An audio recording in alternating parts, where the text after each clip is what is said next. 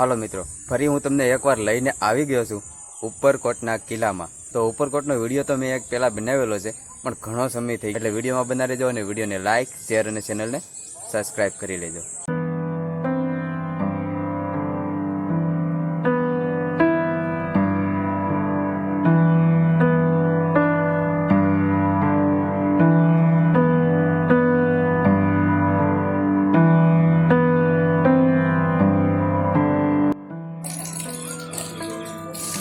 જ્યારે ઉપરકોટમાં પ્રવેશ કરીએ ને એટલે આપણને શરૂઆતમાં જ બહુ મોટી બે મૂર્તિ જોવા મળે છે। હનુમાન દાદાની મૂર્તિ જોવા મળે છે અને એક ગણપતિ બાપાની મૂર્તિ જોવા મળે છે।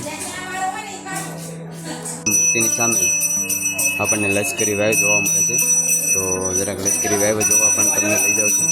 અને આ બિલકુલ ગેટની બાજુમાં જ છે લશ્કરી વાવ। તો લશ્કરી વાવનો શું ઇતિહાસ છે એ પણ હું તમને બતાવવાની કોશિશ કરીશ।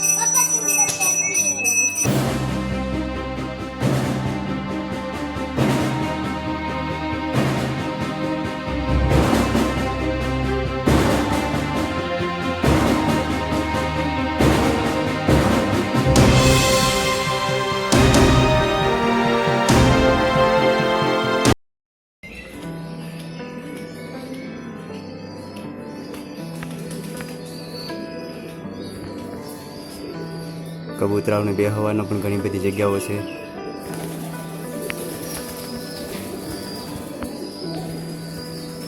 તો આ રીતની કાંઈક એટલી ઊંડી વાવ છે।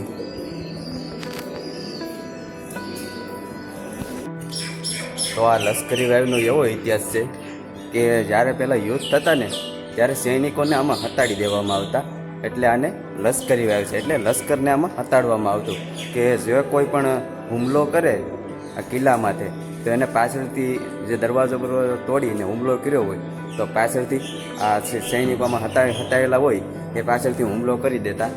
એ માટે આ વાવ છે, એટલે આને લશ્કરી વાવ કહેવાય છે। આનો ઇતિહાસ કંઈક આ રીતનો છે। અને આ છે તોરણ ગેટ।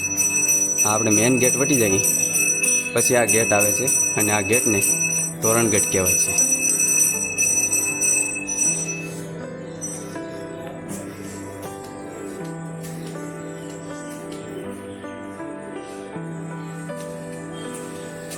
અને આ ગેટની બાજુમાં જે આ જગ્યા તમે જોઈ રહ્યા છો, એમ કહેવાય કે આ સૈનિકોને પહેરોદારી કરવા માટેની આ જગ્યા હતી। બે બાજુ છે, આ બાજુ પણ છે અને સામેની બાજુ પણ છે। અને આ કિલ્લામાં જો લગભગ 5 થી 5.5 કિલોમીટરનો સફર કરવો પડે છે। એટલે જો તમારે હાલીને ન જવું હોય તો જો સામે તમને ઈ બાઇક દેખાય છે, ઈ કાર, એ ઈ કારમાં પણ તમે જઈ શકો છો। એની પ્રાઇસ તમારે અલગથી દેવામાં રહે છે।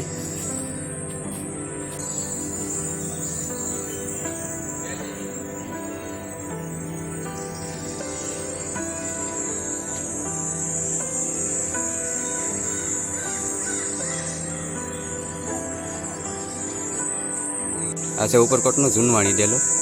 ઘણા સમય પહેલાંનો આ ડેલો છે, 1162 વર્ષ પહેલાંનો આ ડેલો છે।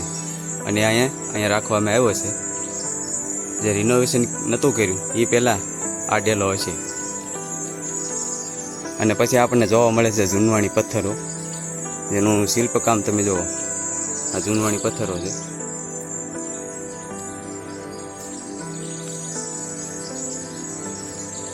જે પહેલાંના પથ્થરો છે એ બધા અહીંયા રાખ્યા છે।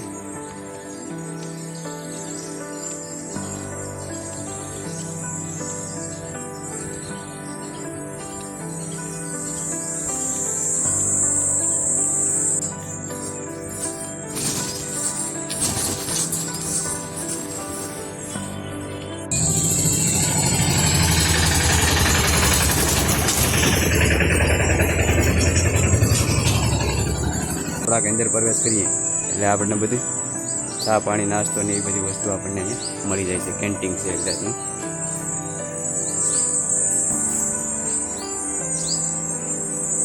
અને તમને ફરવા માટે તો કે સાયકલો ને એવું બધું મળી જશે।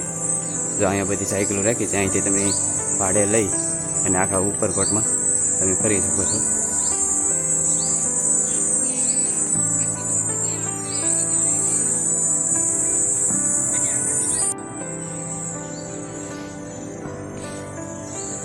હવે આપણને જોવા મળે છે તોપું, જે આપણને બહુ એટલે બહુ મોટી તોપ જોવા મળે છે. અને આ તોપનું નામ પણ મને આવડે છે. આ તોપનું નામ છે માણેક તોપ અને આ તોપનું નામ છે નીલમ તોપ. અને બીજી ઘણી નાની નાની તોપો પણ છે.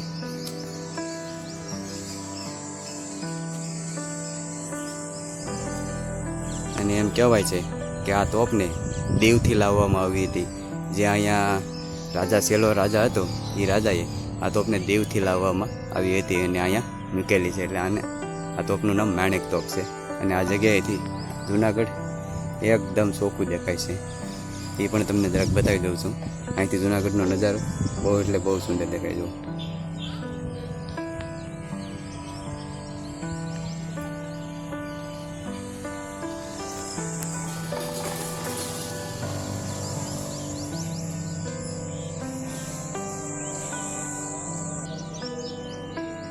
જો સાયકલોને આંકવાનો રસ્તો પણ છે. જો કે સાયકલો તો તમે ઉપરકોટમાં બધે આંકી શકો છો, પણ ખાલી આમતા આંકવી હોય તો તમે અહીંયા રાઈડ કરી શકો છો આ જગ્યાએ.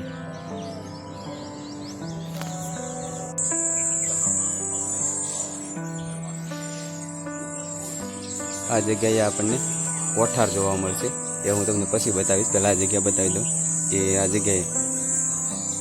જગ્યાએ બેસવા માટે ઘણી બધી જગ્યા બનાવેલી છે. જો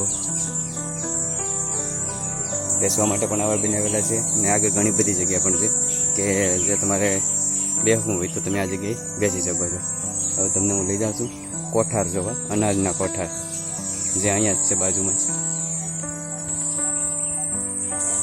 તો આ છે, હવે આપણે અનાજના કોઠારે આવી ગયા છે.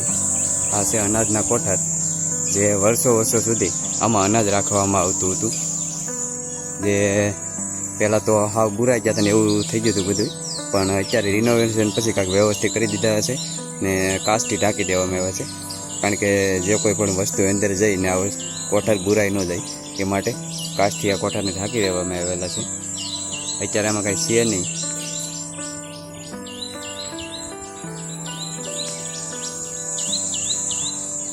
આ કોઠારમાં એમ કહેવાય છે કે 12 વર્ષ સુધી અનાજ રાખવામાં આવ્યું હતું. જ્યારે સિદ્ધરાજ સોલંકી હારે 12 વર્ષ સુધી ઉપરકોટના રાજા હારે યુદ્ધ ચાલુ હતું, ત્યારે 12 વર્ષ સુધી આ કોઠારમાં અનાજ રાખવામાં આવ્યું હતું. આ કોઠારની માન્યતા છે.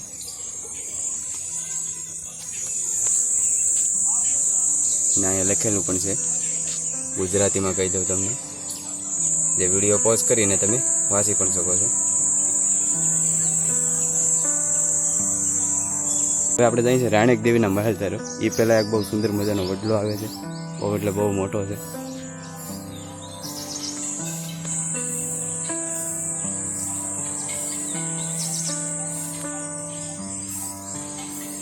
અને છાંયો પણ બહુ મસ્તનો છે અને બેઠા જેવી જગ્યા પણ છે આ વડલામાં.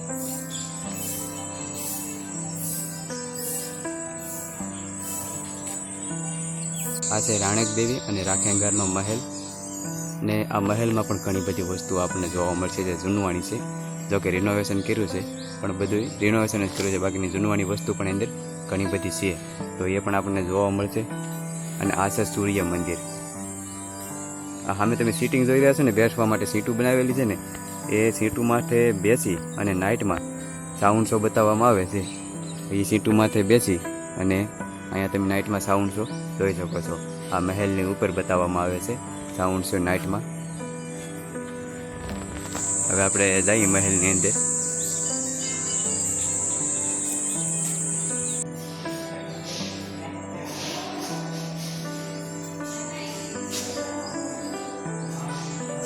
તો આવી બધી આપણને જૂની વસ્તુઓ જોવા મળશે, જે આ જૂના પથ્થરો છે. જો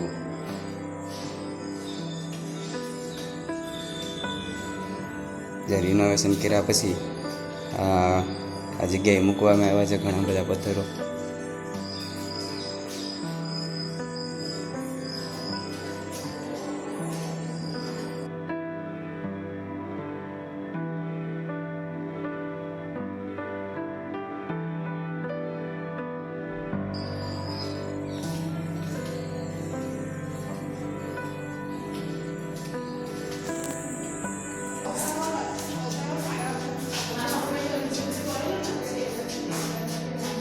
કંઈ અંદર અંધારું છે, પણ આપણા કેમેરામાં થોડીક લાઇટ છે એટલે જોવા મળશે. નાના નાના એમ તો ગ્લેબ મૂકેલા છે જો આ રીતના.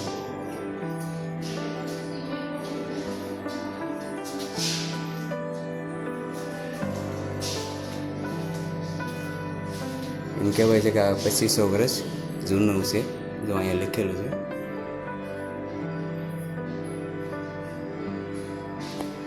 જે આ બધી વસ્તુ તમે જોવો છો એ બધી 2500 વર્ષ જૂની છે એવું કહેવાય છે.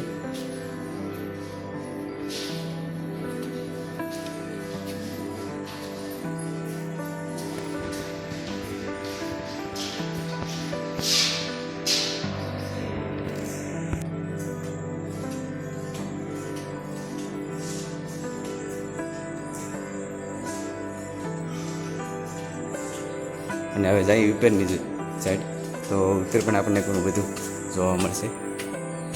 તો હવે આપણે આવી જશે ઉપરની જગ્યાએ. નીચે આપણે બધે જોયું છે.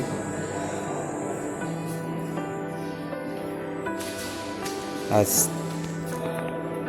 છે પણ કંઈક બંધ કરી દેવામાં આવ્યું છે.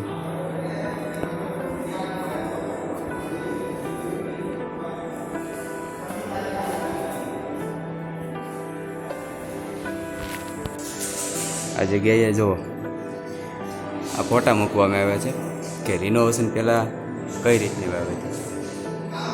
જો આ હા ઉપરનો પહેલાંનો ફોટો છે જૂનવાડી, જે રિનોવેશન પહેલાં હતી, અને આ રિનોવેશન ચાલુ હતું, અને આ રિનોવેશન પછી આ રીતના ઘણા બધા ફોટા મૂકવામાં આવ્યા છે કિલ્લામાં. જે જે વસ્તુ બનાવી છે એ બધી વસ્તુના ફોટા આવી રીતે મૂકવામાં આવ્યા છે.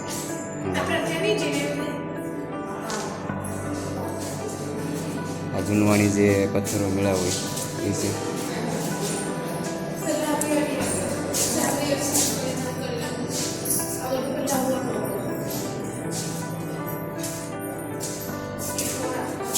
અને આ છે નવગણ કૂવો, જે આપણે જોવા જવાનું છે. તો આ રીતના બધી દિવાલો પર ફોટા મૂકેલા છે. એક એક કરીને ફોટો તમને હું બતાવતો નથી, કારણ કે આપણે બધા ફોટા જોવા જવાના છે.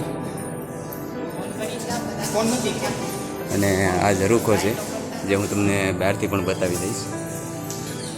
અને પહેલાં ઉપર જવા માટે પણ રસ્તો હતો, જે આ જગ્યાએથી રસ્તો હતો, પણ અત્યારે બંધ કરી દેવામાં આવ્યો છે રિનોવેશન પછી. બહાર રસ્તો બનાવ્યો છે ઉપર જવા માટે, પણ હજી જવા દેતા નથી.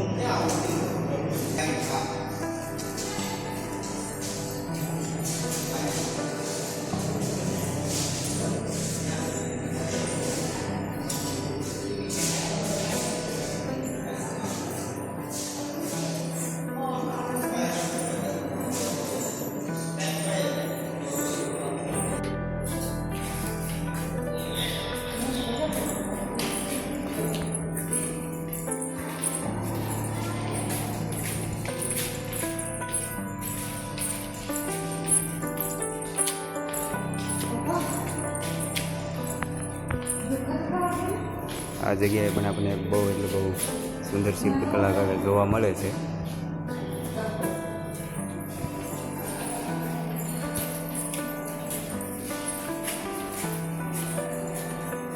આવો કાંક છે રાણીનો મહેલ, જે રાણક દેવીનો મહેલ છે.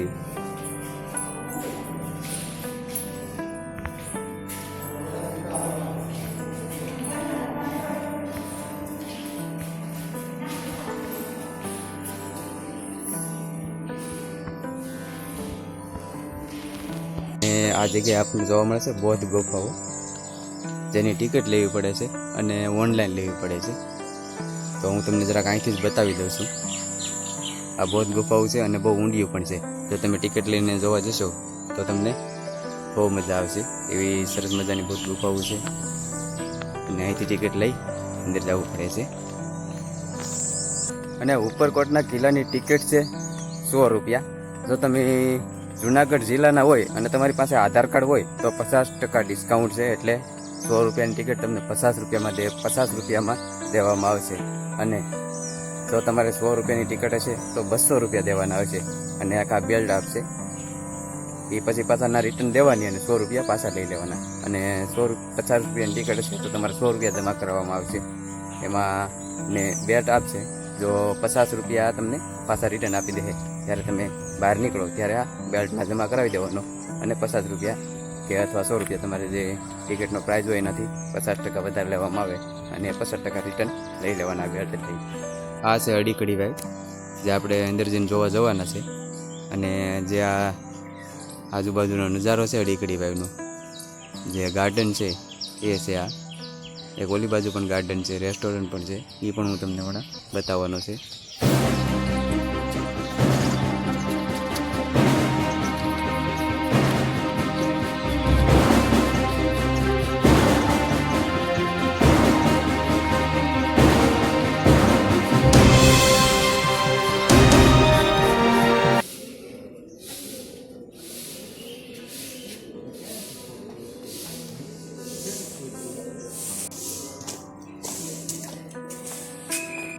અને આ ગાર્ડન અડીકડી વાવની બાજુમાં જ છે.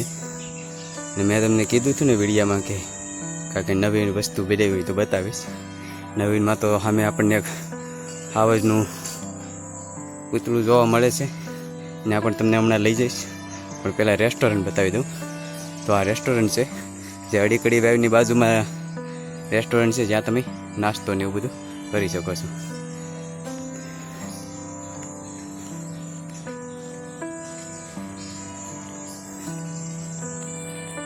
નવીનમાં જોયા કે આ સિંહ હમણાં નહોતો, આ સિંહ નવીનમાં બનાવવામાં આવ્યો છે,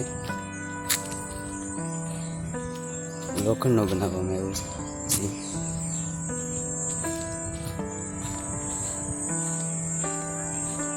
કઈ રીતનું બનાવવામાં આવ્યું છે બોલો.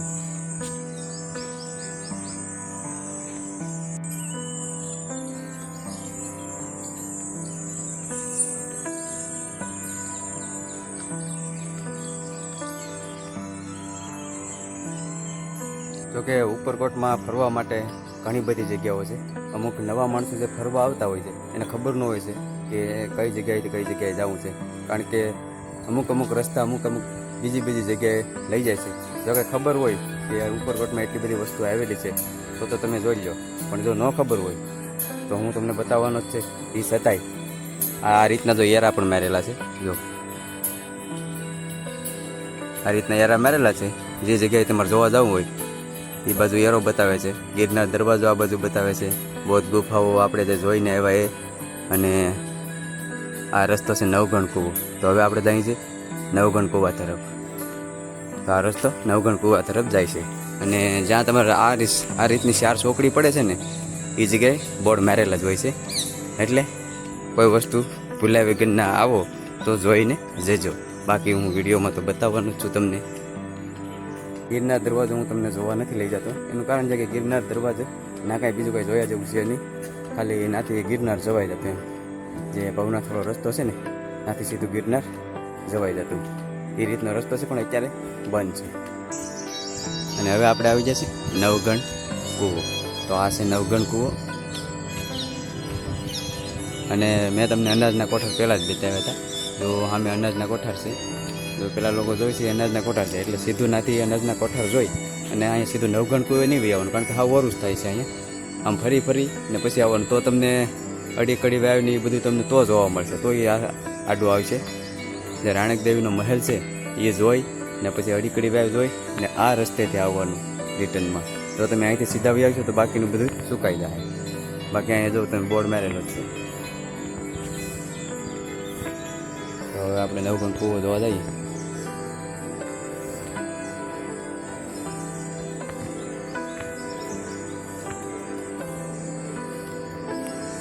તો ઉપરથી તો બહુ ઊંડો દેખાય છે, જો એટલો ઊંડો ઉપરથી દેખાય છે. આજે આપણે નીચે પણ જવાના છે.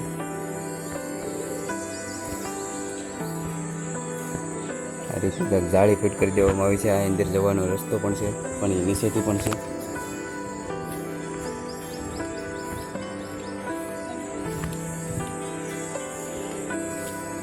રિનોવેશન કર્યા પછી બહુ વ્યવસ્થિત થઈ ગયું છે બધું.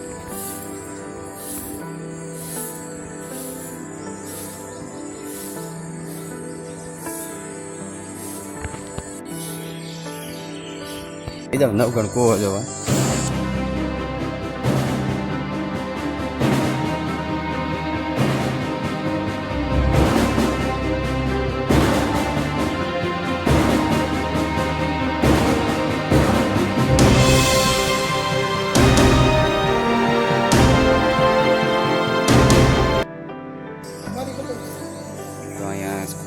સ્થાનક છે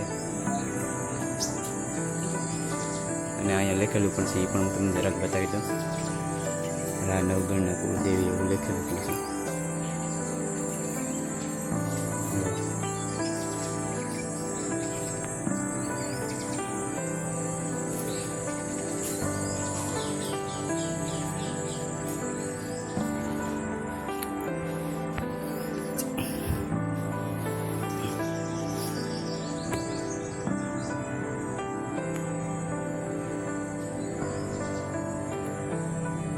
બધા સબસ્ક્રાઈબર ખોડિયાર માતાજીના દર્શન કરો અને પછી તમને હું નવગણ કૂવો જોવા લઈ જાઉં છું.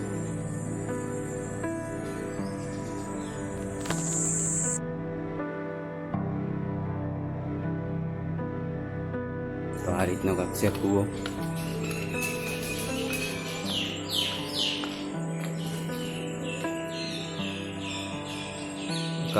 આ જે તમે બાખા જોઈ રહ્યા છો ને એ કબૂતરાને સ્પેશિયલ બેસવા માટે જ બનાવેલા છે. કબૂતરાને સ્પેશિયલ બેસવા માટે બનાવેલા છે.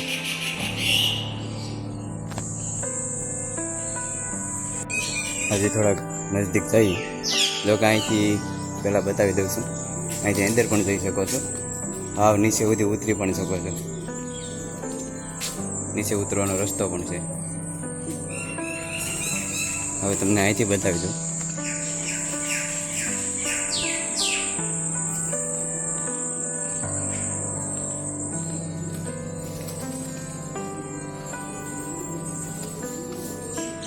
કબૂતરા બહુ છે.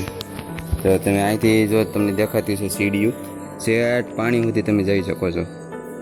અહીંથી સીડીયું તમને દેખાય ને, એ સીડીયું સ્પેશિયલ બનાવેલી છે જવા માટે સેટ પાણી સુધી. પહેલાં હતી પણ અટાણે પાછી વ્યવસ્થિત બનાવી દીધી છે.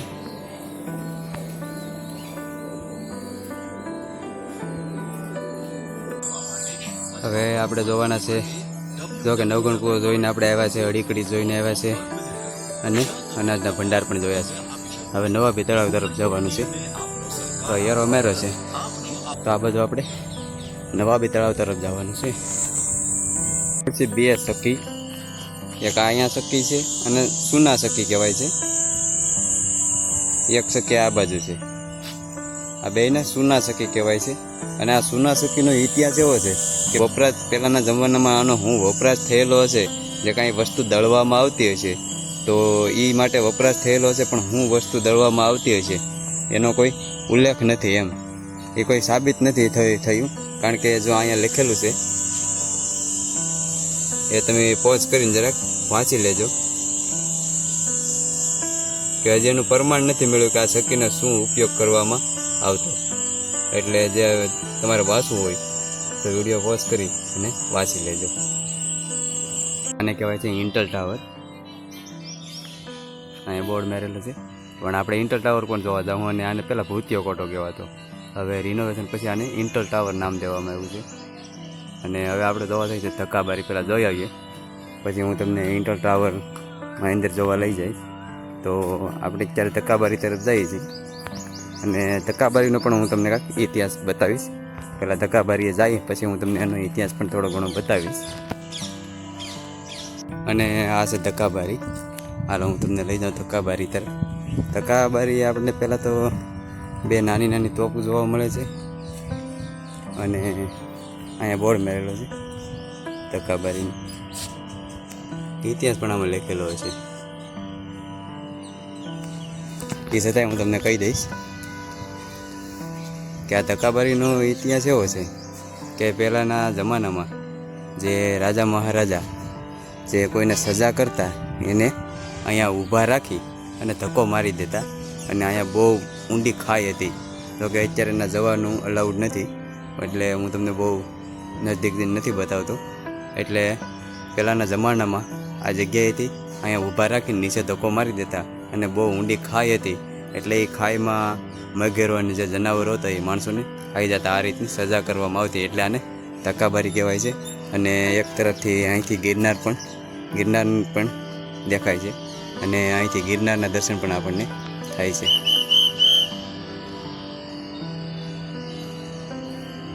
તો અહીંથી આપણને ગિરનારના દર્શન પણ થાય છે, જો કે મને બહુ આગળ જવાની ના પાડી છે. અને આ જગ્યાએ એક મંદિર તમને દેખાય છે વાઘેશ્વરી માતાનું મંદિર. એ મંદિરનો વિડીયો આપણી ચેનલ ઉપર છે, એ પણ અહીંથી દેખાય છે. અને આ જગ્યાએ સરવા મંડપ દેખાય છે, એ પણ વિડીયો આપણી ચેનલ ઉપર છે. તો ધક્કાબારીનો ઇતિહાસ મેં તમને કહી દીધો.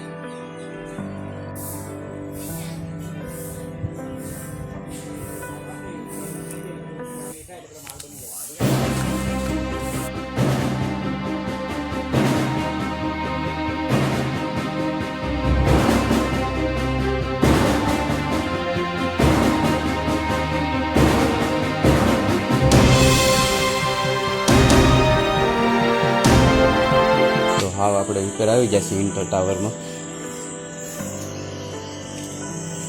અહીંથી નવાબી તળાવ દેખાય.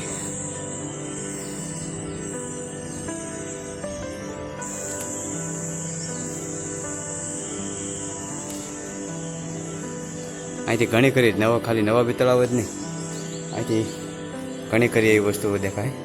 જુનાગઢ જો, જુનાગઢ પણ બહુ દેખાય. અહીંથી હાવ નજદીક દેખાય. આખું જુનાગઢ દેખાય, આખું નહીં પણ અડધું જુનાગઢ તો દેખાય જ અહીંથી.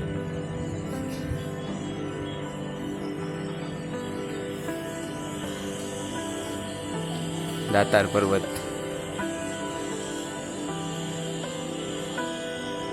ગિરનાર પર્વત, ઘણું ખરું આપણે અહીંથી જોવા મળે ઇન્ટર ટાવરથી.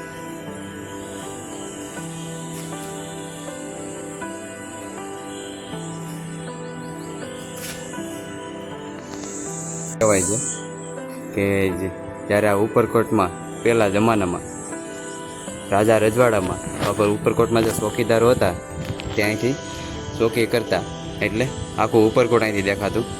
અને જે પણ ઉપરકોટમાં જે કાંઈ વસ્તુ થતી હોય તે અહીંથી દેખાતી હોય, અને આજુબાજુની કોઈ પણ વસ્તુઓ અહીંથી દેખાતી. આ એટલો મોટો ઇન્ટર ટાવર હતો એવું કહેવાય છે. અને અત્યારે નથી દેખાતું. એનું કારણ છે કે જે આ બધા ઝાડવાઓ છે એ બધા વધી જાય છે, પણ કારણ કે પહેલાંના જમાનામાં તો આ ઝાડવા નહીં હોય, કારણ કે અહીંયા બધા માણસો રહેતા એટલે ઝાડવા તો ન જ હોય. એટલે બધો આખો ઉપરકોટનો કિલ્લો દેખાતો આ ટાવરેથી. અને નવાબી તળાવ પણ આપણે જોઈએ. હવે આગળ એક કંડાનલ તોપ છે, જે બહુ મોટી તોપ છે, એ પણ હું તમને બતાવું છું હમણાં. કહેવાય છે કંડાનલ તોપ. આ ઉપરકોટના કિલ્લામાં લગભગ મોટામાં મોટી તોપ આ છે કંડાનલ તોપ. અને આ નવાબી તળાવની સામે જ છે. અને આ તોપને કંડાનલ તોપ કહેવાય છે.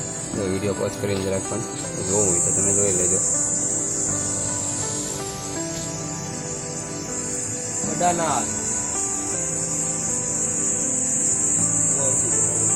પાણી તમે જોઈએ, આ પાણી ફિલ્ટર થાય, અને આ પાણી છે ને ફિલ્ટર થાય છે. હમણાં અહીંથી બતાવું છું.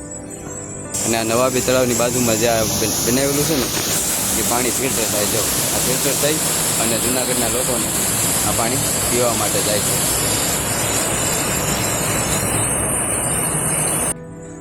પછી આખું ઉપરકોટ ફરી લો એટલે છેલ્લે ગાર્ડન જોવા મળે છે, જે આમાં હિંચકાન બિસ્કાન બધું મૂકેલું છે બાળકોને હિંચકા ખાવા માટે. અને એક સુંદર મજાનું ગાર્ડન બનાવેલું છે જે બેસવા માટે, આરામ કરવા માટે. તો એ પણ છેલ્લે પછી આપણે આખું ઉપરકોટ ફરી લઈએ પછી આપણને જોવા મળે છે. જોકે ઉપરકોટમાં ઘણી બધી જગ્યાઓ એવી છે ત્યાં તમે બેસી શકો છો, પણ આ હું તમને ગાર્ડન જરાક બતાવી દઉં છું કે આ રીતનું ગાર્ડન બનાવેલું છે.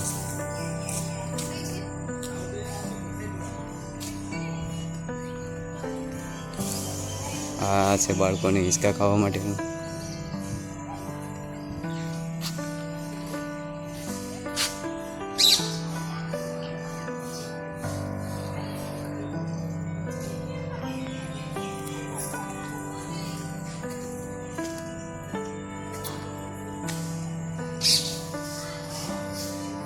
અને હંમેશા આવા વિડીયો હું બનાવતો જ રહું છું. લાઇક, શેર અને સબસ્ક્રાઈબ પણ આપણી ચેનલને કરી લેજો.